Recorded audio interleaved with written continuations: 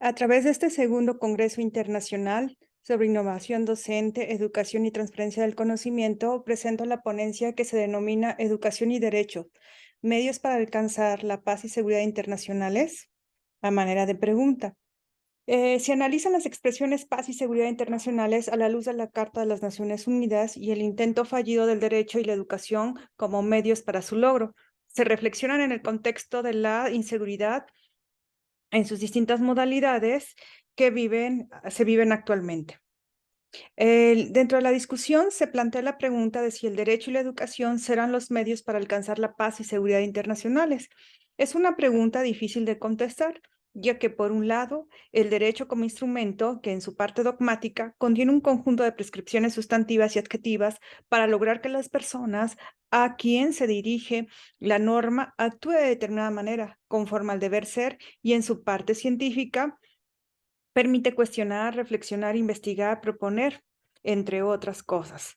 Por otro lado, la educación como medio para alcanzar ciertas finalidades, como la comprensión, cooperación y paz internacionales, no solo en el ámbito tradicional de la escuela, sino en todos sus tipos y modalidades.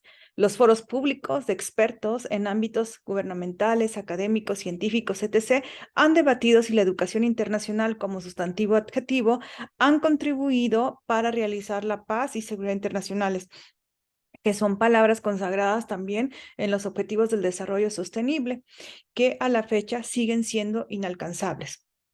Basta una mirada a los conflictos internacionales en su máxima expresión. A la fecha, dicho reto se ha transformado en un ideal u utopía para vivir, o por vivir, más bien dicho, en un mundo violento, en guerra y rumores de guerra, hambruna, escasez, cambio climático, éxodos humanos, inseguros, crisis bancarias, etc. De paz y seguridad internacionales ya se hablaba desde antes de la Carta de las Naciones Unidas, de manera precisa desde 1919, por lo menos en el ámbito institucional, 7 documentos en el contexto de la Primera Guerra Mundial, cuando se creó la Sociedad de Naciones en Versalles. En ella se afirmó que era para promover la cooperación internacional y para lograr la paz y seguridad internacionales. Esta frase se prolonga hasta la creación de la ONU, cuyo documento gestor es su carta. A la fecha se ha afirmado que esta comenzó como una idea y terminó como una inspiración y fundamento jurídico. Es aquí donde el derecho empieza con una función vital para alcanzar este objetivo, junto con todos los documentos que precedieron a la Carta y los posteriores. El derecho siempre estuvo presente en su función axiológica y teleológica. La Carta de las Naciones Unidas hermanó desde su preámbulo los dos sustantivos, paz y seguridad, seguidos de un adjetivo en plural, internacionales. Ambas palabras transversalizan toda la Carta y se aplican en el ámbito territorial amplio, con distintas tradiciones jurídicas, políticas, económicas, religiosas, culturales, etc.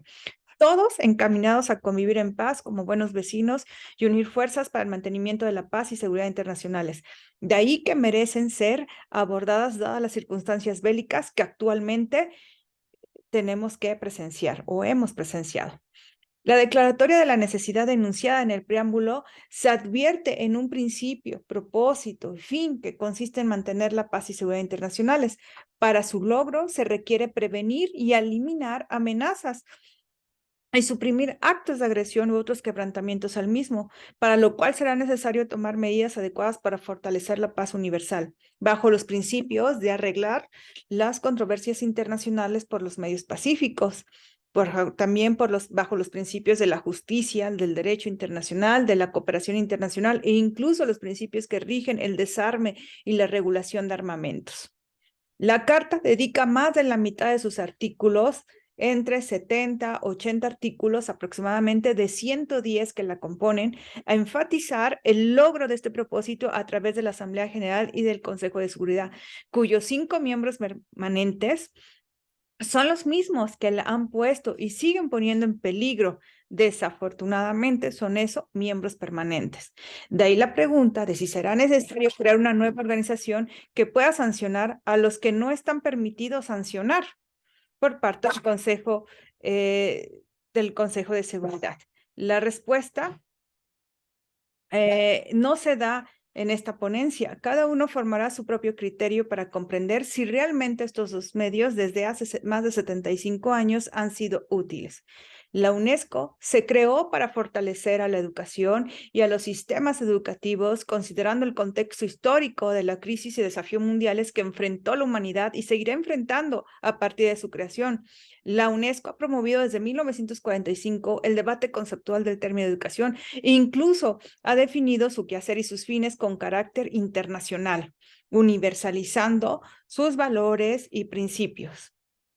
En el 2019, a través de la Comisión Internacional sobre los Futuros de la Educación, afirmó que los problemas mundiales requieren soluciones mundiales. En consecuencia, los planteamientos conceptuales también deberían de ser mundiales.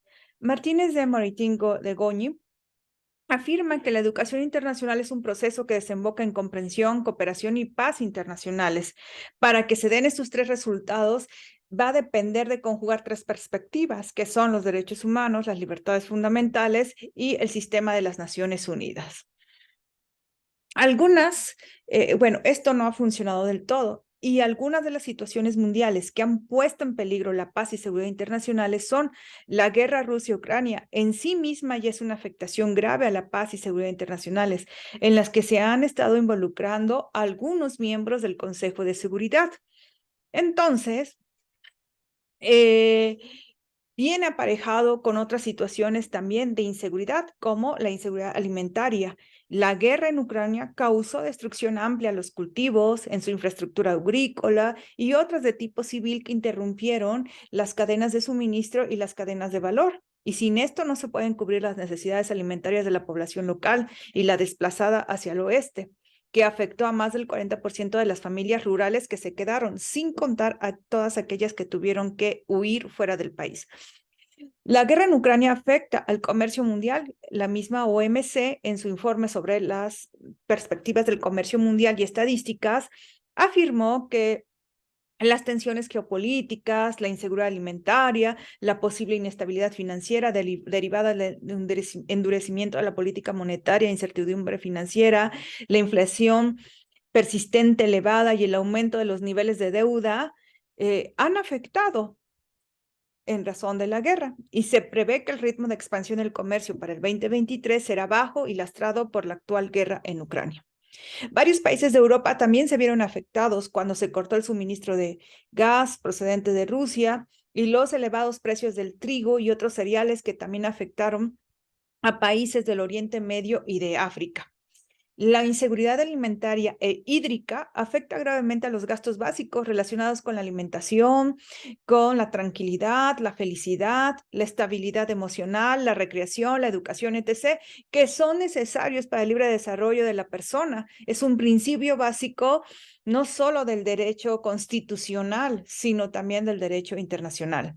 La salvaguarda de los medios de vida se ha convertido en un sueño para millones de personas. No existe autonomía en la producción de alimentos. Todo esto también se traduce en pobreza extrema. Otros ejemplos de situaciones que ponen en peligro la paz y seguridad internacional son el caso de Etiopía y el Yemen, los desastres naturales, también las perturbaciones climáticas y económicas para el caso de Pakistán y Afganistán, la sequía en África Oriental, el problema de los pescadores de Gaza. Bueno, millones de personas que están necesitadas en el cercano Oriente, África del Norte, en Kenia, Somalia, Uganda, Asia y Oceanía, Etiopía, que enfrentan esta crisis hídrica, muchos de ellos en fase 4 y 5, según la clasificación integrada de seguridad alimentaria.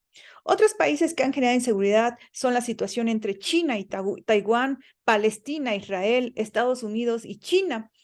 También las alianzas entre Rusia, China, Irán contra Estados Unidos o Israel, el uso de países como Siria para lograr objetivos bélicos, los ejercicios militares de Estados Unidos, Filipinas, los aliados de Rusia en América Latina como Venezuela, posiblemente Cuba, todo huele a guerra. Las fichas todos los días están cambiando, las alianzas bélicas se mueven de manera impresionante y aunado a esto también las crisis bancarias, no necesariamente provocadas por la guerra, pero sí se agudizaron con la guerra.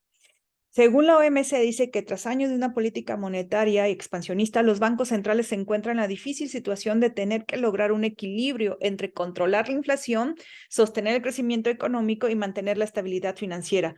Un error de cálculo podría tener consecuencias negativas para el comercio mundial. Estos solo son algunos de los ejemplos de inseguridad